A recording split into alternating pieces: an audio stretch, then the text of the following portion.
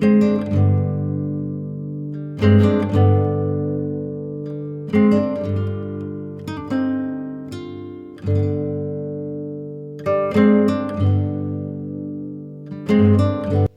everyone, and welcome back to my channel. I'm Bianca Rosen. You may know me as Art by Bianca here on YouTube or on Instagram. I'm also Art by Bianca on Facebook, so if you have a Facebook page, please go join me over there as well. Today I am showing you the beginning of how I prepare for one of my classes. So in case you didn't know, I teach online classes on Zoom, normally every Sunday at 7 p.m. Eastern time, but it can vary depending on a lot of different things. But I would say for the most part, these classes are at 7. You can paint from the comfort of your home, and I provide a supply list. I provide a sketch as well for those who prefer to trace so that you don't have to worry about any of those details. And the class is just a really fun, full 1 hour class. Sometimes it's a little bit more, but I would say normally it's around an hour long. And I teach you all the steps to create a painting from scratch that you are then able to frame at home, or you can also gift to someone if you'd like to. And I also have recordings too, so for those who can't attend live, the recording is always great because you get to watch and rewatch as much as needed, and it's yours with lifetime access.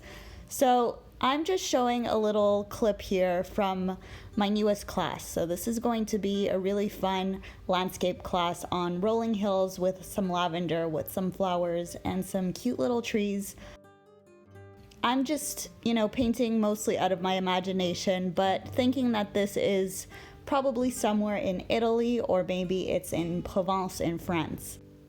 So to start, I've just taped down my paper onto my table so that it doesn't move around. And I won't be showing you the whole painting, and I also won't be giving you all of my details because that's really reserved for my students in my private classes. But I just wanted to kind of showcase more or less how these classes go. So something like this, I'll usually sketch out the sketch beforehand. I'll have it ready for my class, and then I will show the students how to do each step. I'll show them how to mix the colors, depending on which colors are needed, and I'll show them all the steps needed to create the painting from A to Z. So in this example, you could see that I've started off with my sky, and then I went in and filled out the bottom part of the painting with a loose wash. So a wash is when you paint wet on wet, so it's water, and then I put some pigment on top, and you could see how those colors really bloom and burst into almost like this firework-like effect, which is actually the reason why I love watercolors so much. So yeah, and obviously I'm kind of doing this quickly because I don't want to give it all away, but I am just showing you a little bits and pieces of my process here so you can hopefully get inspired to join the live classes because they are super fun. They're super engaging. We're there in person. I'm also always available to answer any questions. If you take my classes and you cannot join live, all you need to do is email me, or you can write to me on Facebook. You can also send me a private message on Instagram if that works better for you. And just in case, I will give you my email again. So it's biancarosendesign@gmail.com. It's all attached. So once again, if ever you have any questions or you just want any information from me, please feel free to email me at any time.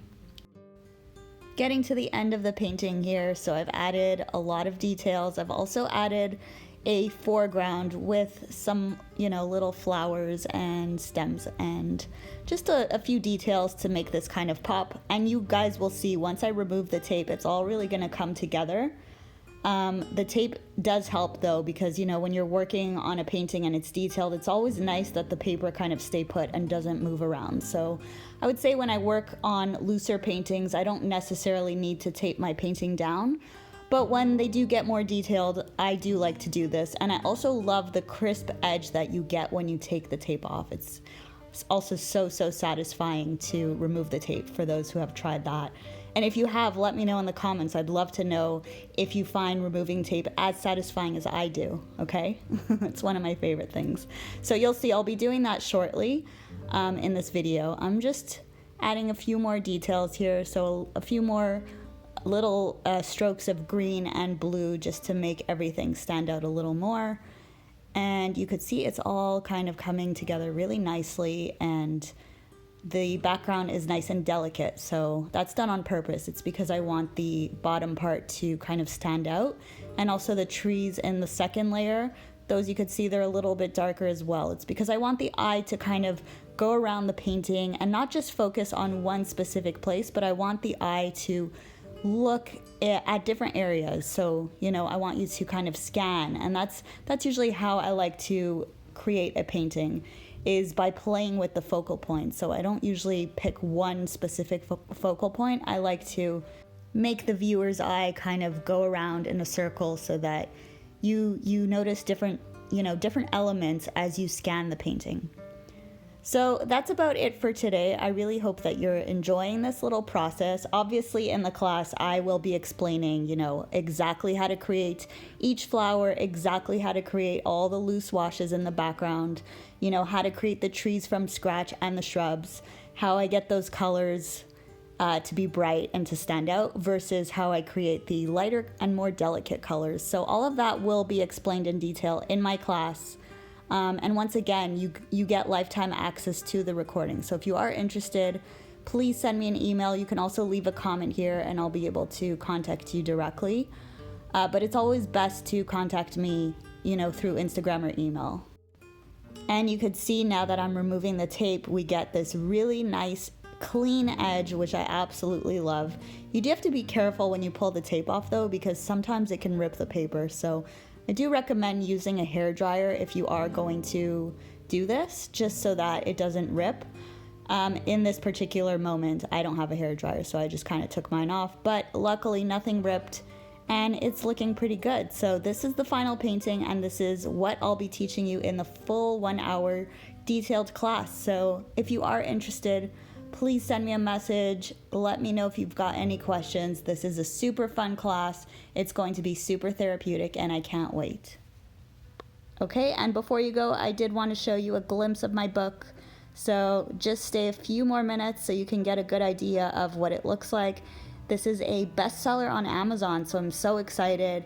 I want to thank everyone for all your purchases and your support and all your amazing feedback on the book. It's been really, really so amazing to see all your creations and to hear your kind words, and it's really so encouraging and inspiring, and it makes me want to create another book, to be honest. So I'm really excited about that, and I really hope that you enjoy learning, and that's it.